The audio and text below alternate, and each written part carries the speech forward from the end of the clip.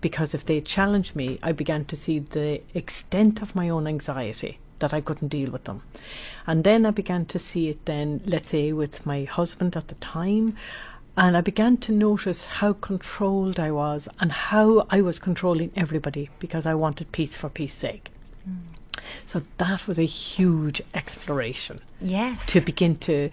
and it was nearly like he gave me a shovel and spade and said, here, go dig. The answer is inside you. So it was a tremendous freedom when eventually I came out the other side. Yes, I want to go back there a bit because I think that you spoke earlier on, we were talking, you were saying you were such a different person back then. Oh yeah, it was, yeah. You were a people pleaser.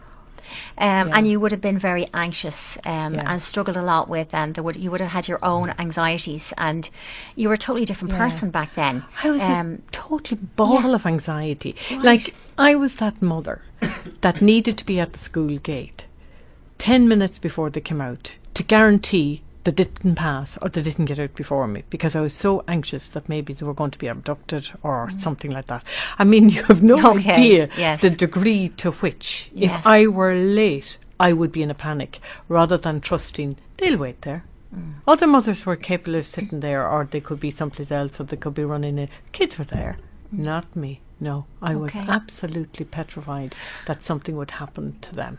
Okay, and was this something that you always had from early on, or was it something you developed? I know you said with your marriage, it was, you felt you were in a bad place for quite some time. You felt you were kind of controlled. Yeah. And you had an awful lot of insecurities about yourself. And as you said, you anxiety and everything else throughout your marriage. Yeah. And, you do tend to pass these qualities onto your children. And thankfully, as you said, they did kind of develop their own ways of mechanisms. Yeah. Yeah. But, this marriage really was a bit of a wake-up call then eventually. So what changed for you? At what point at your marriage?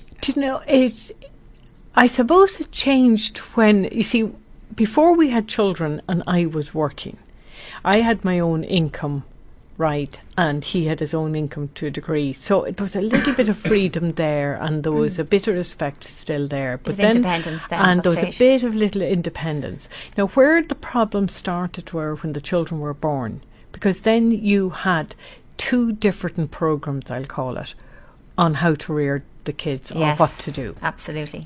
And I really wanted to stay at home because I wanted to make sure they got the best of everything, and I knew we could survive on it because at that stage he had been working in a bank, and whereas the rest of the country were on a 17% mortgage, we were on a 3%.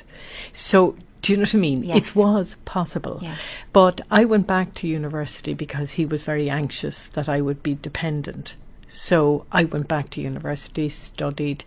Then his mother wanted me to do primary teaching. But when my first daughter was born, she was determined. She was a woman on a mission out to get me to do primary teaching. But to me, it was nearly like, it's not my thing. Why would his mother have an influence over you so much? Oh, you have no idea.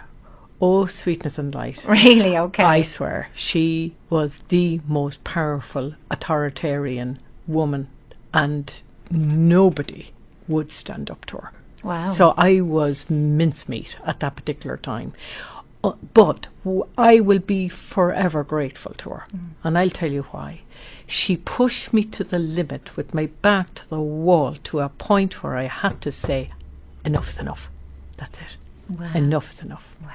Yeah. And that's exactly what I did. See, this is it, and it's like we talk about all the time about people like are confronted with pressures and